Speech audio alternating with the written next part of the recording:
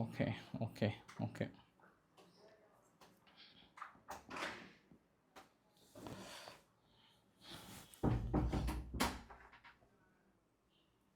அனைத்து நல்லுள்ளங்களுக்கும் வணக்கம். நான் ஆர்கே பேசுகிறேன். வீக் மாசமோட நெக்ஸ்ட் சேனல். வழக்கமாக உலக செய்திகள், இன்றைய சிறப்பு செய்திகள். ஒரு ஒரு ரவுண்ட் அடிச்சுட்டு வந்துடலாம். ஃபுல்லாகவே ஒரு ரவுண்ட் அடிச்சிடலாம். நம்ம இந்தியாவில் ஆரம்பித்தோம் அப்படின்னா, அங்கே அமெரிக்காவுடைய செய்திகளை பார்த்துட்டு அப்படியே நம்ம கிளம்புனா உக்ரைனுடைய செய்திகள், ஃபைனலாக வடகொரியானுடைய செய்திகளோட முடிச்சிடலாம். எல்லாமே தரமான சம்பவங்கள், அடுத்தடுத்த அதிரடி திருப்பங்கள் அனைத்தும் ஒருங்கிணைந்த ஒரு தகவலாக நீங்கள் அப்படியே உட்காந்த இடத்துல பார்த்துடலாம். வாங்க நண்பர்களே. ஸோ வீடியோக்குள்ள போகிறதுக்கு முன்பு நீங்கள் நம்ம சேனலை சப்ஸ்கிரைப் பண்ணலாம். சப்ஸ்கிரைப் பண்ணிட்டு வாங்க. மறக்காம பெல் பட்டனை கிளிக் பண்ண ஆல் ஆப்ஷன்ஸ் கொடுங்க. வீடியோ கொடுக்கலாம். ஆப்பிரிக்கா நாடுகள் வந்து இந்தியாவுக்கு மிகப்பெரிய ஒரு நன்றி, கோடான கோடி நன்றியை தெரிவித்திருக்கிறது. ஏன்னா இப்போ ஃபுட் சேலஞ்ச் அப்படின்னு சொல்லுவாங்க, ஃபுட் ஷார்ட்டேஜ்னு சொல்லுவாங்க. உணவு தட்டுப்பாடு வந்து மிகப்பெரிய அளவுக்கு தலைவிரித்தாடுது. ஏன்னா தொடர்ந்து ரஷ்யா உக்ரைன் போர் சூழல், அதுக்கப்புறம் எங்கள் ஈரான், அமெரிக்கா, இஸ்ரேலுக்கான போர் சூழல், அதனால் அந்த உரத்தட்டுப்பாடு இதெல்லாம் பெரிய இருக்கிறதுனால பெரிய பிரச்சனையாகிற இந்த சமயத்தில் இந்தியா 1000 டன் உணவுப் பொருட்கள் பர்கினோஃபேஷோவுக்கும், 1000 டன் மலாவிக்கும், 500 டன் வந்து ரிலீஃப் மெட்டீரியல், அதுவும் உணவுப் பொருளோடு சேர்ந்து மொசாம்பிக்கும் தொடர்ந்து இன்றைக்கி இப்போ போய் ஆல்மோஸ்ட் அங்கே ரீச் ஆகிடுச்சாங்க. அப்புறம் ஜிம்பாப்வேவுக்கு அது இல்லாமல் தனியாக கொடுத்துருக்காங்க. இந்த மாதிரி எந்தெந்த நாடுகள் பாதிக்கப்படுதோ, எக்ஸ்ட்ரீம் வெதர், அப்புறம் வந்து ஃபுட் இன்செக்யூரிட்டி, இது போன்ற நாடுகளுக்கு, ஆப்பிரிக்கா நாடுகளுக்கு பக்கபலமாக இருந்து இந்தியா பெரிய அளவுக்கு உதவி செய்திருக்கிறதுனால ஆப்பிரிக்கா நாடுகள் மற்றற்ற மகிழ்ச்சியும் கோடான கோடி நன்றியும் தெரிவித்திருக்கிறது இந்தியாவுக்கு. சரி, ஃபஸ்ட்டு ஒரு சிறப்பான தகவலோடு ஆரம்பிச்சிட்டோமா? அடுத்தது ட்ரம்ப் அவர்கள் வந்து இந்த நியூயார்க் டைம்ஸ், சிஎன்என் இந்த 2 சேனல்லையும் வந்து வழக்கு தொடுத்துருக்கிறாராம். கம்ப்ளீட்டாக புரளியாக, கம்ப்ளீட்டாக ஹோக்ஸ், வெறும் பொருளை மட்டுமே தனது செய்தியை நம்பி கொண்டு பரப்பி கொண்டிருக்கிற இந்த ஊடகங்கள் எனக்கு வழக்கு தொடுத்து நீ என்ன பண்ண போகிறேன் பாருங்கன்னு இவங்களாம் ஒரு 10 பாயிண்ட்டை ரெடி பண்ணிக்கிறாங்க. 10 பாயிண்ட்டுமே பாகிஸ்தானுக்கு சாதகமாக அப்படியே ஏதோ அமெரிக்காவே தோற்று போன மாதிரி இவங்களாம் ரெடி பண்ணி கொடுக்குறாங்க. யார் உங்களுக்கு கொடுத்தது அந்த 10 பாயிண்ட்டு? சாட்ஜிபிட்டிலேருந்து எடுத்தீங்களா அப்படின்னு நேற்று காலையிலே ஜேடி வான்ஸ் அவர்லாம் கொடுத்தாங்க. எல்லாம் தூக்கி குப்பையில் போடுங்க, எந்த 10 பாயிண்ட்டும் கிடையாது, ஒன்றும் கிடையாது, பேச்சுவார்த்தைக்காக சொல்லுங்கள், பேசிக்கலாம் அப்படின்னு சொன்னாங்க இல்லையா? அதனால் அவங்க மறுபடியும் மேக் அமெரிக்கா கிரேட் எகைன் இந்த கான்செப்ட்லேருந்து நாங்கள் எதுலேருந்தும் பின் வாங்க மாட்டோம் அப்படின்றது தெளிவாக்குறாங்க. ஏன்னா இதே நியூயார்க் டைம்ஸ் வந்து என்ன சொன்னாங்கன்னா, இவங்க பாகிஸ்தான் வந்து இந்த அமைதி பேச்சுவார்த்தை ட்விட் பண்ணுறதுக்கு முன்பே அமெரிக்கா கொடுத்த ட்விட்டை தான் காப்பி பண்ணி போட்டார். அதனால் இந்த 10 அம்ச கோரிக்கை வந்து எந்த அளவுக்கு நம்பகத்தன்மை இருக்குன்னு தெரியல அப்படின்னு அப்பயே சொல்லியிருந்தாங்க. அது இல்லாமல் ஜேடி வான்ஸ் அவர்கள் இன்னொரு வார்த்தையும் சொன்னாங்க, எங்ககிட்ட கொண்டு வந்து எல்லாத்தையும் டம்ப் பண்ணாதீங்க அந்த சீஸ்ஃபயர் அக்ரிமெண்ட்டில் அப்படின்னு ரொம்ப கடுமையான ஒரு வார்த்தையும் சொன்னாங்க. பாகிஸ்தானுக்கும் சேர்த்தி தான் சொல்கிறாங்க. நீங்கள் ஹிஸ்புல்லா, லெபனான், இஸ்ரேல் அது தனி, அது அவங்க தனி ட்ராக், அது எப்போவே போயிட்டுருக்கு. அங்கே ஹமாஸ் காலத்துலேருந்து அது போயிட்டுருக்கு, காசா யுத்தத்தில். நீங்கள் அதை கொண்டு வந்து இதோட சேர்த்து நீங்கள் அமைதி ஒப்பந்தத்தை ஏற்படுத்தணும் அப்படின்னா என்கிட்ட டம்ப் பண்ணுற வேலை வச்சுக்காதீங்க. நாங்கள் அது மட்டும்தான், அதுவுமே அங்கே ஈரான் தரப்பில் எங்ககிட்ட ரொம்ப ரெக்வஸ்ட் வச்சதுனால தான் அப்படின்னு அவங்களுடைய பீட்டர் எக்ஸத் அவர்கள் சொன்னார் இல்லையா? அதனால் மறுபடியும் அமெரிக்கா தரப்பில் போய் மேலே ஏறி உட்காந்துக்கிட்டாங்க. இப்போ இந்த ஆரம்ப கட்டத்தில் ஒரு பேச்சுவார்த்தைக்கு உட்காந்தாங்களே, அதே பேச்சுவார்த்தை மறுபடியும். ஸோ அதனால் நாளைக்கு என்ன பண்ண போகிறாங்க, ஆல்மோஸ்ட்டு பெரும்பாலும் இந்த பேச்சுவார்த்தை ஃபெயிலியர் ஆகிறதுக்கான வாய்ப்புகள் இருப்பதாக சொல்கிறாங்க. இருந்தாலும் நம்ம பாசிட்டிவாக நினைக்கலாமே, ஏன் நம்ம நெகட்டிவாக சொல்லிக்கிட்டு. அப்புறம் எல்லாம் என்ன சொல்லுவாங்கன்னா, ஏப்பா உனக்கு வீடியோ கிடைக்கிறதுக்காக ஏன்பா அப்படி சொல்கிற அப்படின்னு நினச்சிப்பாங்க. அதனால் நான் பாசிட்டிவாகவே சொல்கிறேன், ஒன்றும் பிரச்சனை இல்லை. ஒன்றும் ஹோப் இந்த பேச்சுவார்த்தை நல்லபடியாக முடியும். அமெரிக்கா கேட்குற 10 அம்ச கோரிக்கையை வந்து ஈரான் ஏற்றுக்குவாங்க. அதனால் கூடிய விரைவில் இந்த போர் நிறுத்தம் வரும் அப்படின்னு நம்ம வேண்டிப்போம் நம்ம. ஆனால் இஸ்ரேல் இன்னொரு டெஸ்ட்டுமே வச்சுருக்காங்க. மேபி அவங்க ஹவுதிகள் மீது தாக்கம் நடத்துவதற்கான வாய்ப்புகள் பெருசாக தென்படுகிறது. சப்போஸ் அங்கே கொஞ்சம் அப்படியே அந்த கேப் ஒரு வாரம் 2 வாரம் தள்ளி போச்சுன்னா, ஏன் நம்ம சும்மா இருக்கணும், நம்ம வீரர்கள் வேறு கொஞ்சம் அப்படியே அவசரப்படுறாங்க, பரபரன்னு ஐயா எனக்கு ஏதாவது ஒரு வேலை கொடுங்க, இந்த பக்கம் ஏதாவது எனக்கு இருந்தால் கொஞ்சம் 2 3 கொடுங்க, போர் அடிக்குதுன்னு கேட்குறாங்களாம். அதனால் கொஞ்சம் ஹவுதிகள் மீது தாக்கல் நடத்தலாமான்ற ஆலோசனை ஈடுபட்டிருப்பதாக திடீர்னு காலையிலேருந்து இஸ்ரேல் ஊடகங்கள் பயங்கரமாக சொல்லிகிட்டு இருக்காங்க. ஆனால் லெபனான் மீது நடத்தப்படுகிற தாக்குதலில் வந்து பெரிய அளவுக்கு எதிர்ப்புகளை சம்பாதித்திருக்கிறது இஸ்ரேல். உலக தலைவர்கள் அல்பனீஸ் அவர்கள் இருக்கிறார் இல்லையா, ஆஸ்திரேலியாவுடைய பிரதமர் அல்பனீஸில் தொடங்கி பெரும்பாலான தலைவர்கள் வந்து இஸ்ரேல் ஏன் இப்படி பண்ணுறீங்க, உங்களுக்கு ஒரு எல்லையே இல்லையா, சொல்லுங்கள், இப்படி நீங்கள் நடத்தலாமா தாக்குதல்? நேற்று 100க்கும் மேற்பட்ட இலக்குகள் குறி வைத்து தாக்கல் நடத்தியிருக்காங்க. ஸோ அல்பனீஸ் முதல் கீழே அங்கே பேர்ன் ஸ்டார் ஆபாச பட நடிகையுடைய வீடியோ பதிவும் பாருங்கள். இதெல்லாம் அழுன்னு அழுகுறாங்க உட்காந்துட்டு. மியா கலிஃபா இப்படி லெபனான் வந்து இப்படி ஒரு இனப்படுகொலை நிகழ்த்தி கொண்டிருக்கிறார்களே, இந்த பூமியில் கேட்பதற்கு ஆள் இல்லையா? இஸ்ரேல் ஏன் இப்படி ஒரு இனப்படுகொலை நிகழ்த்தி கொண்டிருக்கிறது? போர் நிறுத்தம் தான் வந்து விட்டதே, இன்னும் ஏன் நடத்துகிறார்கள்ன்றாங்க. ஏன் இந்த அளவுக்கு எல்லாமே கண் கலங்கி பெரிய அளவுக்கு பேசுகிறாங்கன்னா, நேற்று லெபனானில் அந்த அளவுக்கு நடத்தப்படுகிற தாக்குதல். ஆனால் இஸ்ரேல் என்ன விளக்கங்கள் கொடுத்தாங்க அப்படின்னாங்கன்னா, நேற்று வந்து எங்கள் தாக்குதல் வந்து மிகப்பெரிய ஒரு துல்லிய தாக்குதல். அதாவது ஒரு ஜூம் மீட் மாதிரி நடத்தியிருக்காங்க இவங்க ஹெஸ்போல்லாஸ் ஃபுல்லாக அங்கங்கே இருக்கிற பகுதியில் குரூப்பாக ஒரு ஜூம் மீட்டிங் மாதிரி. இவங்க எந்த தைரியத்தில் ஜூம் மீட்டிங் நடத்தியிருக்காங்கன்னா, ஆல்மோஸ்ட் அமைதி ஒப்பந்தம் வந்துடுச்சு, அதனால் மறுபடியும் இந்த தாக்கம் நிகழ்த்த மாட்டாங்கன்ற அடிப்படையில் எல்லாம் உட்காந்து அங்கங்கே ஜூம் மீட்டிங் போட்டிருக்காங்க. எந்தெந்த இடத்துலாம் அந்த ஜூம் மீட்டிங் போட்டாங்களோ 10 நிமிஷம் தான் டைம் எடுத்துக்கிட்டாங்களாம். 10 நிமிஷத்தில் அடின்னு அடிச்சிருக்காங்க. கண்டிப்பாக 100 ஹெஸ்போல்லா பக்கம் இறந்துருப்பாங்கன்னு சத்தியம் பண்ணி சொல்கிறாங்க. எங்கள் இலக்குகள்லாம் நாங்கள் குறியெல்லாம் மிஸ் எல்லாம் ஆகாது, கண்டிப்பாக அவங்க பெரிய இழப்புகளை சந்திச்சிருப்பாங்க அப்படின்னு சொல்லிட்டு மறுபடியும் இன்றைக்கி காலையிலையும் தாக்கல் நடத்தியிருந்தாங்க, இன்று இரவுமே தாக்கல் நடத்தியிருந்தாங்க. ஹெஸ்போல்லாவும் பதிலுக்கு வந்து இன்றைக்கி சென்ட்ரல் இஸ்ரேல் பகுதியில் திடீர்னு சைரன் ஒழிக்கப்பட்டு மக்கள் பங்கர்ஸ் கடியில் போயிருந்தாங்க. ஹெஸ்போல்லாவும் தாக்குதலுக்கு தயாராக இருந்தாங்கன்றதும் ஒரு கூடுதல் தகவல். தொடர்ந்து ரெஸ்கியூ டீம் வந்து பெய்ரூட் பகுதியில் அங்கே இருக்கக்கூடிய மக்களை மீறிட்டே இருக்கிறாங்கன்றதும் ஒரு கூடுதல் தகவலாக சொல்ல முடியும். இன்று ஒட்டுமொத்த லெபனானுமே வந்து ஒரு மௌன அஞ்சலி செலுத்தியிருக்காங்க. நீ ஃபுல் டே வந்து மௌன அஞ்சலி செலுத்தியிருக்காங்க. ஏன்னா இறப்புகள் 250க்கு மேலே சொல்கிறாங்க. 250 பேர் இழப்புகள், 1000க்கும் மேற்பட்டவர் வந்து காயமடைந்திருக்காங்க. மருத்துவமனையில் இடம் இல்லை அப்படின்ற மாதிரி வந்து சொல்லியிருக்காங்க. பார்க்கலாம். ஸ்ட்ரெய்ட் ஆஃப் ஹார்முஸ் பகுதியை தொடர்ந்து இப்போதைக்கு ஈரான் க்ளோஸ் பண்ணிட்டாங்க அப்படின்னு சொல்கிறாங்க. இன்னும் முழுமையாக ஒரு சில கப்பல் மட்டும் தான் போது கம்ப்ளீட்டாக க்ளோஸ் பண்ணி வச்சுருக்காங்க. ஏன்னா இஸ்ரேல் லெபனான் மீது தாக்கல் நடத்துவது எங்களுக்கு செட் ஆகலை, நாங்கள் அதுக்கும் சேர்த்து தான் நாங்கள் ஒப்பந்தம் போட்டோன்றோம்னு சொல்கிறாங்க. அப்புறம் ஈரான் அண்டு சவுதி அரேபியாவும் ஃபாரின் மினிஸ்டர் பேசிக்கிட்டாங்க, நண்பா பங்காளி நம்ம அப்படி இப்படின்னு கோபத்தில் கொஞ்சம் அடிச்சிட்டோம், அதெல்லாம் மனசில் வச்சுக்காத, வா பேசிக்கலாம் வா, அப்படி இப்படின்னு இருக்க தான் செய்யும்னா தான் சரி போப்பா பேசிக்கலாம் வாப்பா, போப்பா வாப்பா அப்படின்ட்டாராம் எங்கள் சவுதி தரப்பில் இருந்தோம். ஸோ இந்த 2 ஃபோன் காலம் வந்து ஆக்கப்பூர்வமாக இருந்ததுன்றாங்க. ஆனால் யூஏஇ மட்டும்தான் கொஞ்சம் கொலகானில் இருக்கிறாங்க. ஏன்னா யூஏஇ வந்து இந்த போர் நிறுத்த ஒப்பந்தத்தை நான் வரவேற்கிறேன் அப்படின்னு ஒரு நீண்ட நெடிய அறிக்கை கொடுத்தாங்க. அந்த நீண்ட நெடிய அறிக்கையில் பாகிஸ்தானை ஒரு வார்த்தை கூட சேர்த்தலை. பாகிஸ்தான் ஷபாக் ஷெரீப் அவர்கள் எவ்வளோ கஷ்டப்பட்டார். ஆசிப் முனீர் அவர்கள் 2 நாள் இரவு விடிய தூங்காமல் கண்களை முழித்து கண்ணில் இப்படி குச்செல்லாம் வச்சுக்கிட்டார். இப்படி ஏன்னா கண்ணு தூங்காமல் இருக்குன்னு இப்படி குச்சி 2 வச்சுக்கிட்டு ஃபோனில் பேசுகிறாராம், தலைவரே ஏதாவது ஒன்று பண்ணி இந்த போரை நிறுத்துங்க அப்படின்னு கெஞ்சி கூத்தாடி எப்படியோ ஒன்று போரை நிறுத்தி வச்சிருக்கிறார் ஆசிப் முனீர். இவங்க 2 பேர்த்துக்கு நீங்கள் பாராட்டு தெரிவிக்கக்கூடாது யூஏஇ? ஒரு கர்டசி வேணாம், நீங்கள் ஒரு சின்ன பாராட்டு கூட தெரிவிக்கல. அதனால தான் ரீசெண்டாக கூட யூஏஇ என்ன பண்ணாங்க, இடையே பாகிஸ்தான் வாங்க, நான் கொடுத்த எனக்கு 2 பில்லியன் பணத்தை எனக்கு கொடுக்குறியா இல்லையா அப்படின்னு கேட்டதுக்கு இன்னொரு காரணமும் நிறைய பெரிய அளவுக்கு இருக்குன்றதை நம்ம இன்னொரு ஆங்கிள்லையும் பார்க்கலாம். அது இல்லாமல் பாகிஸ்தானுக்கு வந்து அமெரிக்கா குழு இப்போ வர வெள்ளிக்கிழமை வெள்ளிக்கிழமை போகிறாங்க. அதில் கலந்துக்கிறது 3 பேர் கலந்துக்கிறாங்க அமெரிக்கா தரப்பில். ஒன்று ஜேடி வேன்ஸ் அவர்கள், இன்னொன்று வந்து விக்ஸாப் அவர்கள், ட்ரம்ப்போட மருமக ஜெரால்டு குஷ்னர் அவர்கள், 3 பேருமே கலந்துக்கிறாங்க. எனக்கு அவங்க 2 பேரே பரவாயில்லன்னு தோணும். அதாவது விக்ஸாப் அவர்கள் ஜெரால்டு குஷ்னர் அவர்கள்லாம் கூட கொஞ்சம் சாஃப்ட் கார்னராக இருப்பாங்க. இந்த ஜேடி வேன்ஸ் அவர்லாம் வந்து இடத்தும் கவுத்தம் தான் பேசுவார். இந்த ஒரு சில அமைதி பேச்சுவார்த்தைகள்லாம் நம்மளே மனசுக்குள்ள நினைப்போம்ல, இவரெலாம் வந்தால் நல்லா இருக்கும்பா, கொஞ்சம் அனுசரித்து பேசி ஓகே பண்ணிடுவாருப்பா, அடடா அவரா இருக்கிற சண்டையை கிளப்பிவிட்டு போயிடாருப்பா, வேணான்னு சொல்லுப்பா அப்படின்னு நினைக்கிறோம்ல, அந்த மாதிரி ஆள் ஜேடி வேன்ஸ் அவர்கள். ஒரு சின்ன எக்ஸாம்பிள் உங்களுக்கு சொல்கிறேன். முதல்ல ட்ரம்ப் அவர்கள் ஆட்சி அமர்ந்ததுக்கப்புறம் வந்து பல வித கனவுகளோட பல எதிர்பார்ப்புகளோட ஜெலன்ஸ்கி போயிட்டு அங்கே வெள்ளை மாளிகைக்கு உட்காராது ஓவல் ஆஃபீஸில் போயிட்டு உட்காந்த உடனே ட்ரம்ப்பு கூட கொஞ்சம் நார்மலாக தான் பேசினாருங்க. ஆனால் அந்த ஜேடி வேன்ஸ் என்ன பண்ணிட்டாரு, ஜெலன்ஸ்கியை போட்டு காட்டு மூட்டுன்னு கத்துன்னு கத்தி வெளியே போக அயோக்கிய ராஸ்கல்கள்ன்ற மாதிரி சொல்லிவிட்டார். யார்? ஜெலன்ஸ்கியை விறுவிறுன்னு வந்துட்டார். மீட்டிங் நடத்தல.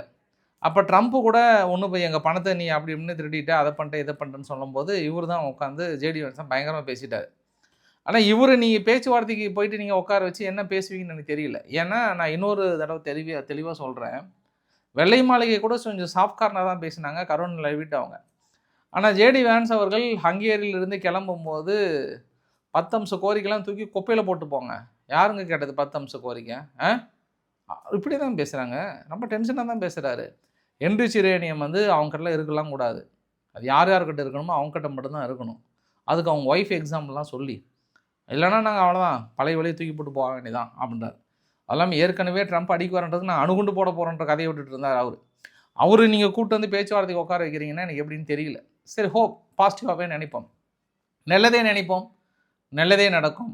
ஆனால் பாகிஸ்தானில் இருக்கக்கூடிய ஈரான் தூதர் என்ன பண்ணிட்டாரு, ஃபஸ்ட்டு வந்து எக்ஸலத்தில் போட்டிருந்தார், இது மாதிரி எங்கள் டீம் நாளைக்கு வராங்க, நிச்சயம் பாசிட்டிவாக வரும்னு சொல்லிட்டு போட்டால் அடுத்த அரை மணி நேரத்தில் மனுஷன் டெலீட் பண்ணிட்டார். எனக்கு நம்பிக்கை இல்லை, இந்த பேச்சுவார்த்தை நடக்குமா இல்லை இப்போ சக்ஸஸ் ஆகுமா நம்பிக்கை இல்லைன்றார். ஏன் அவர் டெலீட் பண்ணதான காரணம் என்னென்னா, ட்ரம்ப் அவர்கள் மற்றொரு ட்விட்டை போகிறார், இந்த மாதிரி அந்த மாதிரி நாங்கள் எங்களுடைய வீரர்கள் தொடர்ந்து ஈரானை சுற்றி தான் இருப்பாங்க, தொடர்ந்து எங்களோட கோரிக்கைகள் முழுமையாக நிறைவேற்றும் வரை நாங்கள் அங்கே தான் இருப்போம், பொருளாதார தடைகளை ரொம்ப ஸ்ட்ரிக்டாக தான் இருப்போம், மேக் அமெரிக்கா கிரேட் அகைன் ஏற்கனவே நாங்கள் அடிச்சிருக்கோம், அந்த ஆயுத ப்ரொடக்ஷன்லேருந்து நாங்கள் ஏற்கனவே என்னெல்லாம் சொன்னோமோ ஈரானில் ரிஜிம் சேஞ்ச் வரைக்கும் கம்ப்ளீட்டாக நடத்துகிற வரைக்கும் எங்கள் வீரர்கள் அங்கே தான் இருப்பாங்க, அதையும் மீறினாங்கன்னா நாங்கள் கடுமையான தாக்குதல், ஈரான் வரலாற்றிலே எதிர்பார்க்காத தாக்குதல் நடத்த போகிறோம், ஸ்ட்ரெயிட் ஆஃப் ஹார்முஸ் ஓப்பன் பண்ணோம், அதனால் வரீங்க பேச்சுவார்த்தை நடத்திட்டு கப்சுப்புன்னு போயிட்டே இருக்கிறீங்க அப்படின்ற மாதிரி பேசுகிறாங்க. ஏற்கனவே ஈரான் கொலகானில் இருக்கிறாங்க, உங்கள்கிட்ட நேரடி பேச்சுவார்த்தை நடத்துறதே தப்புன்னு நினைக்கிறாங்க. இப்போ இப்படியெல்லாம் பேச்சுவார்த்தை நடத்துறதுக்கு முன்பே இப்படிலாம் பேசினா யார் பாஸ் அவங்க தன்மானத்தை விடுவாங்க. அதனால தான் பாஸ் எனக்கு கொஞ்சம் நம்பிக்கை இல்லை பாஸ், நம்பிக்கை வைக்கிறவங்களுக்கு ஒன்றும் பிரச்சனை இல்லை, பாசிட்டிவாக நினச்சிக்கோங்க. ஆனால் துருக்கி வந்து இந்த கடினமான சூழ்நிலையிலும் ஈரானுக்கு வந்து பெரிய அளவுக்கு உதவிகள், அதாவது மருந்து பொருட்கள், ஆக்சிஜன், வேறு என்னென்ன அத்தியாவசிய தேவைகள் இருக்கோ அது ரொம்ப அவசர இதில் அனுப்பியிருக்காங்க. ஏன்னா அங்கே இருக்கக்கூடிய கெமிக்கல் யூனிட்டு, மருந்து இருக்கக்கூடிய ப்ரொடக்ஷன் யூனிட் எல்லாமே அவங்க இஸ்ரேலும் அமெரிக்காவும் இணைந்து அடித்ததுனால அங்கே துருக்கி ஓடி வந்து ஹெல்ப் பண்ணுறாங்க. கிறிஸ் ஸ்டார்மர் அவர்கள் ரொம்ப ரோல் ப்ளே பண்ணுறாங்க. 2 பேர் வந்து ரொம்ப ஸ்மார்ட்டாக ஆக்டிவ் அப்படியே நடிக்கிறாங்க, அப்படியே அதான் அப்படின்ட்டு அமைதி ஒப்பந்தம் ஏற்படுத்தின பாகிஸ்தானே ரொம்ப கிளைம் பண்ணாங்க, அப்படியே கப்சிப்பட்டு இப்படி கை கட்டினு ஐயான்றாங்க, அமெரிக்கா கூப்பிட்டு பாராட்டுறாங்க, அடடே அற்புதம், ஆஹா ஓஹோ அப்படின்ட்டு அவங்க பாராட்டுறாங்க, பாகிஸ்தான் அப்படியே அமைதியாக சிரிச்சிட்டு இருக்கிறாங்க. அந்த கிரெடிபிலிட்டியை வந்து அவருக்கு போயிடக்கூடாதுன்னு 2 பேர் வந்து கங்கணம் கட்டிகிட்டு இருக்காங்க. ஒன்று வந்து யூகேனுடைய பிரதமர் கிறிஸ் ஸ்டார்மர் அவர்களும், இன்னொன்று பாட்டியும் பேரனும் பிரான்ஸ் அதிபர் மேக்ரான் அவர்களும். கிறிஸ் ஸ்டார்மர் அவர்கள் நேராக இன்றைக்கி சவுதி அரேபியா போயிட்டார். நண்பா என்ன நண்பா, ஒன்றும் பிரச்சனை இல்லையே, அவ்வளோதான், நம்ம பழையபடி ஸ்ட்ரைட் ஆஃப் ஹார்முஸ் ஓப்பன் பண்ணிக்கலாமா, நாங்கள் இருக்கிறோம், கவலைப்படாதீங்க போ நண்பா அப்படின்னு சொல்லிட்டு அங்கேயும் அடுத்த சந்திப்பு வந்து கிட்டத்தட்ட யுஏஇ போகிறதா வந்து கேள்விப்பட்டேன் நான். இன்னொருத்தர் வந்து பாட்டியும் பேரணும், அவர் பிரான்ஸ் அதிபர் மேக்ரான் அவர்கள் என்ன சொல்கிறாருன்னா, உடனே பெசஸ்கின் கிட்ட பேசிட்டேன், ட்ரம்ப் அவர்கிட்ட பேசிட்டேன், அவ்வளோதான், இஸ்ரேல் என்ன பண்ணுறீங்க அங்கே, போர் நிறுத்திடுங்க, ஹெஸ்புல்லா தான் காரணம்னு தெரியும், உலகம் அறிந்த விஷயந்தான், ஹெஸ்புல்லா அதை பண்ணியிருக்கக்கூடாது, பண்ணிவிட்டு அப்பாவி மக்களை பலிகடாவாக்குறாங்க, இருந்தாலும் நான் பேசிக்கிறேன் இஸ்ரேல், உடனே நிறுத்திடுங்க, அவ்வளோதான் நான் பேசிட்டேன் அப்படின்னு அவர் ஒரு பக்கம் கிரெடிட் எடுத்துக்கிறாங்க. இதெல்லாம் பார்த்தா ஆசிப் முனீர் அவர்கள் எவ்வளோ கஷ்டப்படுவார், ஷபாக் ஷெரீப் அவர்கள் கஷ்டப்படுவாரா இல்லையா? நீங்கள் ஆளாளுக்கு இப்படி சைடில் கிரெடிட் எடுத்துட்டிங்கன்னா எப்படி? இந்த மாதிரி அரசியலாம் நாங்கள் இங்கே பார்த்துட்டோம் பாஸ். ஏதாவது ஒரு தீர்ப்பு வந்தால் எல்லா அரசியல் கட்சிகளும் நான் எங்கள் இதை பேஸ் பண்ணி தான் நான் அன்றைக்கே போராட்டம் பண்ணோம், இது எங்களுக்கு கிடைத்த வெற்றின்ட்டு எல்லா அரசியல் கட்சிகளும் வந்து கேக்கு ஊட்டிக்குவாங்க, இனிப்பு கொடுப்பாங்க. ஆனால் உண்மையான கட்சி வந்து போராடி கஷ்டப்பட்டு வெற்றி பெற்றாலும் அந்த வெற்றி அவங்களுக்கு போயிடக்கூடாதுனால எல்லாம் தெளிவாக இருப்பாங்கல்ல. இந்த அரசியல் தான் நீங்கள் உலகம் முழுவதும் நிகழ்ந்திருக்கிறது மக்களே, வாக்காளர் பெருமக்களே, அதை அதை நம்ம மனதில் வைத்து கொள்ள வேண்டும் என்பதும், இந்த பெரிய கடினமான சூழ்நிலையிலும் இந்தியாவுக்கு இதுவரை வந்து 8 எல்பிஜி கப்பல் வந்திருக்கு. இப்போ கூட லேட்டஸ்ட்டாக ஒரு 15,400 டன் எல்பிஜியினுடைய கப்பல் கிரீன் ஆசான்ற கப்பல் தொடர்ந்து வந்துட்டுருக்கு. இப்போ கூட தொடர்ந்து இன்னொரு கப்பல் கூட ஸ்ட்ரெயிட் ஆஃப் ஹார்முஸில் விட்டதாக கேள்விப்பட்டிருக்கேன். நம்மளுடைய பெட்ரோலியத்துறை அமைச்சர் வந்து அவசரமாக எங்கே போகிறார் அப்படின்னா கத்தாருக்கு போகிறார். கத்தாரில் போயிட்டு என்னப்பா என்ன சமாச்சாரம், என்ன எவ்வளோ சீக்கிரம் விட முடியும், ஸ்ட்ரெயிட் ஆஃப் ஹார்முஸ் ஓப்பன் பண்ணாங்களா இல்லையான்ட்டு அவசரமாக போகிறாங்க. ஏன்னா நம்மளுக்கு எல்பிஜியினுடைய தேவை அதிகம் இல்லையா, அதனால் உடனடியாக விரைகிறார்கள். ஸ்பெயின் வந்து தெஹ்ரானுக்குள்ளே ஒரு பெரிய ஒரு எம்பசி ஆஃபீஸை வந்து கூடியவர்கள் ஓப்பன் பண்ண போகிறாங்களாம். நான் எங்களையும் ஈரானையும் எந்த காலத்துலையும் பிரிக்க முடியாதுன்றாங்க. ஐரோப்பாலாம் ஒரு மாதிரி இருந்தால் கூட ஸ்பெயின் மட்டும் அப்படியே தெளிவாகிறாங்க. அவ்வளோதான், தேவைன்னா எங்களை ஈரானுக்காகவும் எங்கள் காசாவுக்காகவும் லெபனானுக்காகவும் நான் ஐரோப்பா விட்டு கூட பிரிய தயாராக இருக்கிறேன்ற அளவுக்கு வந்து மனுஷன் பெட்ரோ சாண்டோஸ் அவர்கள் வந்து வெறிபிடித்த வேங்கையாக பயங்கரமாக வந்து கத்திட்டு இருக்கிறான்றது கூடுதல் தகவல். நான் இன்னொன்று அல் ஜசீராவுக்கு சொல்லிடுறேன். அல் ஜசீரா வந்து நேற்று இன்னைக்கு காலையில் தான் ஒரு நியூஸ் சொன்னாங்க. அவங்களுடைய கரஸ்பாண்டன்ட் ஒருத்தரை வந்து தாக்கல் நடத்திட்டாங்க. அவர் பேர் வந்து முகமது வாசாக். முகமது வாசாக் அவர்கள் பத்திரிகையாளர்கள் மீது நடத்தப்படுகிற தாக்குதலை நாங்கள் ஒருபொழுதும் ஏற்றுக்கொள்ள மாட்டோம். தனது கடும் கண்டனத்தை இஸ்ரேலுக்கு தெரிவித்துக்கிறேன்றாங்க. அதுக்கு இஸ்ரேல் சொல்லிட்டாங்க, அந்த ஆள் அவர் வந்து பத்திரிகையாளர் இல்லைப்பா, அவர் வந்து முழுக்க முழுக்க ஒரு ட்ரைனிங் கொடுத்த நபர். யார்? காசாவுக்குள்ளார ஹமாஸுக்கு ட்ரைனிங் கொடுத்த நபர். அந்த ட்ரைனிங் கொடுத்த நபர் அன்னைக்கு வந்து தீவிரவாத இயக்கங்கள் இருந்துட்டு இன்றைக்கி வந்து நிலவர மாதிரி வேஷம் போட்டால் நாங்கள் விட்டுருவோமா? அதனால தான்ப்பா அடித்தோன்னு புகைப்படங்களாக வெளியிட்டு நாங்கள் அடித்த நாள் வந்து கரெக்டான தாக்குதல் தான். அதனால் அவர் பத்திரிகையாளர்ன்ற போர்வையில் பத்திரிகையாளர்களை அசிங்கப்படுத்தாதீங்கப்பா அப்படின்னு இஸ்ரேல் தரப்பில் சொல்கிறாங்க. ஆனால் அல் ஜசீரா தரப்பில் வந்து நீங்கள் அப்படிலாம் நீங்கள் சொல்லக்கூடாதுன்னு இருக்காங்க. பட் காசாவில் நிகழ்த்தப்பட்ட தாக்குதல் இந்த மாதிரி அல் ஜசீராவில் இருக்கக்கூடிய பத்திரிகையாளர்களில் 50% தொடர்ந்து ஹமாஸில் ஒரு பெரிய இயக்கத்தோடு இணைந்திருக்கிறாங்கன்னு சொல்லிட்டு ஏற்கனவே அல் ஜசீராவை வந்து பேன் பண்ணிட்டு இருந்தாங்க இஸ்ரேல். ஒரு சில இடங்களில் தாக்கல் நிகழ்த்தியிருந்தாங்க. பட் மறுபடியும் இந்த தாக்கல் என்பது என்ன சொல்கிறாங்கன்னு பார்க்கலாம். அது இல்லாமல் அங்கே லெபனானுடைய எல்லை பகுதியிலுமே 2 அல் ஜசீரா ரிப்போர்ட்டர் வந்து அட்டாக் பண்ணியிருந்தாங்க. ஒரு கூடுதல் தகவல். இங்கே அணுகுண்டு பாய்ஸ், செல்ஃபி பாய்ஸ் எல்லையில் சும்மா சின்ன சின்ன பிரச்சனை தான். அப்பப்போ போர் அடித்தா லைட்டாக அப்படி தாக்கல் நடத்திக்கிறாங்க. இன்னும் பெருசாக அவங்களுக்குள்ள ஒரு வெறி வரல, அந்த ஃபயர் வரல. ஃபஸ்ட்டு வந்தது கொஞ்சம் அப்படியே அமைதியாக இருக்கிறாங்க. அது எப்போ கிளம்புலாம் தெரியாது. இப்போ லைட்டாக பற்ற வச்சுக்கிறாங்க. அப்பப்போ விளையாட்டு வாக்கில் செல்ஃபி பாய்ஸ் தான் இந்த மாதிரி விளையாட்டெல்லாம் விளையாடிட்டு இருக்காங்க. நம்ம பசங்க இந்த தீபாவளி சமயத்தில் அந்த ராக்கெட் இந்த பக்கம் விட்டு அந்த பக்கம் குரூப் வந்து இந்த பக்கம் அடிப்பாங்கல்ல, அந்த மாதிரி விளையாட்டு சித்து விளையாட்டை பாகிஸ்தான் நோக்கி அனுப்பிட்டு இருக்காங்க. மறுபடியும் அவங்க என்ன டென்ஷன் ஆக போகிறாங்களோ தெரியல. இது அங்கே இருக்கக்கூடிய தகவல்.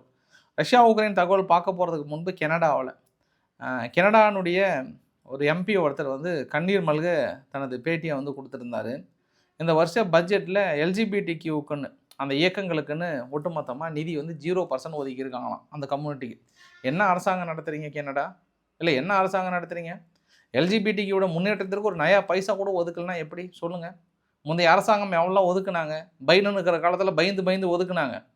ஆனால் இப்போ ட்ரம்ப் வந்தவொடனே யாரும் பயப்பட மாட்டேன்றாங்க. உடனடியாக நிதிகளை ஒதுக்கணும். இது வந்து ஒரு இனப்படுகொலைக்கு சம்பந்தம், ஒரு இனப்படுகொலை நிகழ்த்துறதுக்கு சமம் அப்படின்றாங்க. பயங்கர கடுமையான கடும் கண்டனத்தை தெரிவித்திருக்கிறாங்க கனடா அரசாங்கத்துக்கு. உக்ரைனுக்குள்ளார லேபர் ஷார்ட்டேஜ் ரொம்ப அதிகமாக இருக்கான். இருந்தாலும் நாங்கள் நிலையான ஒரு வெற்றி அடைஞ்சிருக்கிறோம் பொருளாதார ரீதியான்றாங்க. எப்படி உங்களுக்கு லேபர் கிடைப்பாங்க? உக்ரைன் கிடைக்கிற ஆளெல்லாம் நீங்கள் பிடிச்சிட்டு போய் எல்லை களத்தில் அனுப்புறதுக்கு தயாராக இருக்கீங்க. ஆண்கள் பற்றாக்குறைங்க உக்ரைனில். ஆண்கள் பற்றாக்குறை, பெண்கள் மட்டும்தான் அதிகமாகறாங்க, ஆண்கள் ரொம்ப ரொம்ப குறைவாக இருக்கிறாங்கிறது கூடுதல். அங்கே மட்டும் இல்லை, ரஷ்யாவிலுமே இந்த சூழ்நிலை இருக்குது. அதனால தான் நம்ம பசங்க யாராவது அங்கே டூரோ அதோ போனால் அப்படின்னா கேர்ள் ஃப்ரெண்டோடு சுற்றிட்டு இருக்கிறாங்கன்ற போன்ற பதிவுகள்லாம் பார்க்க முடியுது. ரஷ்யாவுக்குள்ளாருமே இருக்கிற மக்கள்லாம் எல்லை களத்துக்கு அனுப்பிட்டே இருந்தாங்கன்னா என்ன பண்ணுறது சொல்லுங்கள்? ஏதாவது ஒரு வகையில் இந்த போரை நிறுத்தினாங்கன்னா பரவாயில்லையே. ஏன்னா சிக்ரோசி அவர்கள் இன்னைக்கு கூட என்ன சொல்கிறாருன்னா, இந்த கடந்த 1 மாத காலத்தில் பெரிய அளவுக்கு நாங்கள் முன்னேறி இருக்கோம், 120 கிலோமீட்டருக்கு மேலே நாங்கள் முன்னேறி இருக்கோம், அவ்வளோதான், பேசாமல் நாங்கள் அடிக்கிற அடியாவது ரஷ்யா விட்டுட்டு போகிறதே நல்லது. இதில் வேறு அடுத்து 1.5 லட்சம் வீரர்கள் வேறு தயாராக இருக்கிறான் எங்களுக்காக, அவங்கள என்றைக்கு அடிக்க போகிறோன்னு தெரியல, ரொம்ப நக்கலாக பேசிகிட்டு இருக்கிறாரு. ஆனால் அவர் பேசுவதற்கான காரணங்கள் என்னன்றதை நான் வரைபடத்தில் உங்களுக்கு காட்டுறேன். நான் ஃபஸ்ட்டு இது வந்து நேற்று நடத்தப்பட்ட தாக்குதல்கள் 2 தரப்புலையும் பெரிய அளவுக்கு தாக்குதல் நிகழ்த்திட்டு இருந்தாங்க. அதில் குறிப்பாக ரயில்வே பிரிட்ஜஸ்லாம் இருக்குது, அதையும் வந்து தாக்கல் நடத்திட்டு இருந்தாங்க. இதில் நான் உங்களுக்கு அடுத்தடுத்து காட்டப்படுகிற வரைபடங்கள் எல்லாமே லுஹான்ஸ் ஒப்லாஸ்டில் ஒரு 2 இடத்துல உக்ரைன் வந்து கொடைஞ்சி உள்ளே போயிட்டுருக்காங்க, அடுத்தடுத்து முன்னேற்றங்களை அடைகிறாங்க. அங்கே மட்டும் இல்லை, உங்களுக்கு நீங்கள் அடுத்தடுத்த வரைபடங்கள் பார்த்தாவே தெரியும். இந்த மாதிரி லேமன் போன்ற பகுதியெல்லாம் வந்து பெரிய முன்னேற்றம், ஒரு 30 கிலோமீட்டர் அளவுக்குலாம் டக்குன்னு முன்னேறுறாங்க. எம்பிலம்ன்ற ஒரு பகுதியில் ரொம்ப வருஷமாக ரஷ்யா வச்சுருந்தாங்க. ஆனால் இன்றைக்கி சர்வசாதாரணமாக உக்ரைன் வந்து உள்ளே பிரித்து மேய்ஞ்சிட்டு போயிட்டே இருக்கிறாங்க. இது ரஷ்யா தொடர்ந்து பெரிய இழப்புகளை சந்திச்சிட்ருக்காங்க. காரணம், உக்ரைன் வந்து ரோபோட்டிக்கை வந்து யூஸ் பண்ணுறாங்க. அதாவது ஒரு 100 கிலோமீட்டர் வரைக்குமே ரோபோ மூலிமா இயங்கக்கூடிய ட்ரோன் கரெக்டாக இங்கேருந்து அனுப்புகிறாங்க. அது எந்த ஃப்ரீயும் இல்லாமல் முன்காலத்தில் போய்ட்டு அடிக்குது. இது எல்லாமே அங்கே ரஷ்யாவுடைய வீரர்கள் தடுமாறிட்டு இருக்காங்க. ரோபோட்டிக் அட்டாக்காக வச்சுருக்காங்க தனது 100 கிலோமீட்டர் வரைக்குமே. இது பெரிய பாதிப்புகளை ஏற்படுத்துகிறது. பார்க்கலாம் எந்த அளவுக்கு சமாளித்து மறுபடியும் உள்ள தாக்கல் நடத்த போகிறாங்கன்னு தெரியல. இந்த வீடியோட நிறைவு பகுதியில் எல்லாருமே சமாதானமாக போயிட்டால் பெரிய அண்ணனுக்கு என்ன வேலை? இல்லை நான் கேட்குறேன், பெரிய அண்ணனுக்கு என்ன வேலை? இங்கே தைவானில் இருக்கக்கூடிய எதிர்கட்சி தலைவர் என்ன பண்ணுறாங்க, நேராக போய் சீனாவுக்கு போய் கார்டு வச்சுட்டு, அண்ணே ஆளுங்கட்சி அப்படி இப்படி தான் பேசுவாங்க, நம்ம கொஞ்சம் சமாதானமாக போயிடலாம் அண்ணே, நம்மளுக்குள்ளே எதுக்குன்னே சண்டை, நம்ம சமாதானமாக போயிடலாம் அப்படின்றாங்க. வழக்கமாக இது வந்து ஆளுங்கட்சி வந்து எதிர்க்கலாம்னா எதிர்க்கட்சிகள் எப்பவுமே எதிர்ப்பாங்க. இப்போ எதிர்க்கட்சிகளே சமாதானமாக போகலாம், சண்டை வேணாம்னா நம்ம ஆளுங்கட்சி ஆதரிப்பாங்க இல்லையா? அதனால் எந்த இடத்துலையும் போச்சு. இதை வச்சு தான் கொஞ்ச நாள் வியாபாரம் போயிட்டு இருந்தது தைவானுக்கு. அங்கே பொசுக்குன்னு போயிடுச்சா, பெரிய அண்ணனுக்குன்னு வேலை என்ன இருக்காங்க. அடுத்தது இப்போ வடகொரியாவும் தென்கொரியாவும். தென்கொரியாவுடைய மினிஸ்டர்ஸ் லெவலில் பிரைம் மினிஸ்டர் என்ன சொல்லிட்டாங்கன்னா, இதே ஏப்ரல் 3, 2025 என்ன ஆச்சுன்னா, அந்த எல்லை பகுதியில் திடீர்னு ஒரு ராக்கெட் வந்து விழுந்தது. அந்த ராக்கெட் விழுந்ததுக்கான காரணம் என்னென்னா, இவங்க தென்கொரியா என்ன பண்ணிட்டாங்க, வடகொரியாவை நோக்கி அவங்களுடைய ஸ்பீக்கர், அதாவது பிடிஎஸ் சாங்ஸ்லாம் இருக்குல்ல, இந்த சாங்கெல்லாம் அவங்க மக்கள் காது கேட்குற மாதிரி போட்டது. நார்மலாகவே அவங்க பெரிய தடை விதிச்சிருக்காங்க. இந்த மாதிரி ராப் மியூசிக்கெல்லாம் தடை வச்சுருக்காங்க. இவங்க வேணும்னே ஸ்பீக்கர்லாம் கட்டினோடனே அங்கே டென்ஷனே அடித்தாங்க. அப்போ இருந்து என்னாச்சுன்னா, ஒரு பஃபர் ஜோன் மாதிரி உருவாக்கி, ஒரு இந்த பக்கம் அந்த பக்கம் போகக்கூடாது, 2 பேரும் எதிரியும் புதிரியாக இருந்தாங்க. இன்றைக்கி வந்து தனது மன வருத்தத்தை தெளிவுபடுத்தியிருந்தார். போன வருஷம் இருக்கிறவங்க கொஞ்சம் பொறுப்பு இல்லாமல் நடந்துக்கிட்டாங்க. வடகொரியா எவ்வளோ மனசு கஷ்டப்பட்டிருக்கும், அதற்காக நான் மன்னிப்பு கேட்கிறேன். அவர் மனசு கஷ்டப்படுத்திடக்கூடாது, எங்கள் ஸ்பீக்கர் அந்த இடத்துல வச்சிருக்கக்கூடாது அப்படின்னோடனே, அந்த கிம்ஜாங்கோட தங்கச்சி இருக்காங்கல்ல, அவங்க வந்து அவங்க பேர் என்ன, கிம் யூ ஜாங் வந்து இது வரவேற்றிருக்கிறாங்க. Well done my dear boys, well done, இதை தான் நான் எதிர்பார்த்தேன் அப்படின்னு. இனி வடகொரியாவும் தென்கொரியா ஏன் நம்ம ஃப்ரெண்ட்ஸாக போகக்கூடாது அப்படின்லாம் லைட்டாக பேசிக்கிறாங்களாம். இப்படி ஆளுக்கு இப்படி அமைதியாக போயிட்டீங்கன்னா பெரிய அண்ணனுக்கு என்ன வேலை இருக்குது, என்ன நடக்க போகுதுங்க சொல்லுங்கள். அடுத்து நம்ம என்ன நடக்க போகுதுன்னு பார்க்கலாம். ஃபைனலாக ஒன்று முடிச்சிடறேன் நான். அதாவது நம்ம இந்த கிட்கேட் வண்டியை ஒன்று ஆல்மோஸ்ட் திருடிட்டு போயிட்டாங்க இல்லையா கனடாவில். பெரிய அது இன்னுமே கிடைக்கவே இல்லை, எங்கே போச்சுன்னே தெரியல. அதனால் மக்கள் இப்போ அங்கே பேங்க்குக்கு கொண்டு போகிற பணத்துக்கு கூட அவ்வளோ பாதுகாப்பு கொடுக்குறது இல்லையா. ஆனால் கிட்கேட்டுக்கு அந்த அளவுக்கு பாதுகாப்பு கொடுக்குறாங்களாம். நான் நினைக்கிறேன் ஒருவேளை இந்த கிட்கேட்டுனுடைய விளம்பரம் படுத்துவதற்காகவே, உலகம் முழுவதும் பேசுவதற்காகவே கிட்கேட் நிறுவனமே இது மாதிரி பண்ணியிருப்பான்னு சந்தேகமாக வருது. பண்ணுற ஆளு தான், அவங்கள சாதாரண ஆள் கிடையாது. பைய பிள்ளைங்க பண்ணாலும் பண்ணுவாங்க. ஏன்னா இந்த மாதிரி வெஹிக்கிளை கடத்திட்டு போயிட்டாங்கன்னா அப்படியே எங்கள் அப்பா அந்தளவுக்கு டிமாண்டா சாக்லேட்டு அப்படின்ட்டு பெருசாக பேசுவாங்கனாலும், இப்போ அந்த கிட்கேட் வாங்கினதுக்கு சுற்றி 4 முனை போலீஸ் பாதுகாப்போட போகிறாங்களாம். யாராவது ஏரியா பக்கம் வந்தீங்கன்னா அவ்வளோதான் அப்படின்ற மாதிரி வந்து போகிறாங்களாம். இந்த எலெக்ஷன் கேம்பிங்கில் போவாங்கள்ல, அந்த மாதிரி வந்து போயிட்டுருக்காங்க. 2வது விஷயம் என்னென்னா, நம்மளுக்கு கொஞ்சம் சோகமான செய்தி தான். கொஞ்சம் நான் சோகமாக சொல்கிறேன். அமேசான் வந்து ஏஐ தொழில்நுட்பம் வந்து அதிக அளவில் பயன்படுத்துறதுனால 14,000 ஊழியர்களை பணி நீக்கம் பண்ணுறாங்களாம் மறுபடியும். இது வந்து ஒரே மாதத்தில் உலகளாவிய அளவில் பெரிய அளவுக்கு ஒரு தாக்கத்தை ஏற்படுத்தும். 14,000 ஊழியர்கள் அப்படின்னா பெரிய விஷயம்னால நீக்க போகிறாங்களாம். இது இல்லாமல் அடுத்தடுத்த நிறைய நிறுவனங்கள் ஏஐ தாக்கத்தால் கொத்தாக நீக்குகிறார்கள் என்பது ஒரு வேதனையான பதிவுடன் நான் முடிக்கிறேன். ஸோ இன்றைக்கு ஓரளவுக்கான தகவலை கவர் பண்ணி நினைக்கிறேன். பிடிச்சிருந்தா லைக் பண்ணுங்கள், ஃப்ரெண்ட்ஸ்க்கு ஷேர் பண்ணுங்கள், சப்ஸ்கிரைப் பண்ணுங்கள். Ravikumar RK channel. நன்றி, வணக்கம்.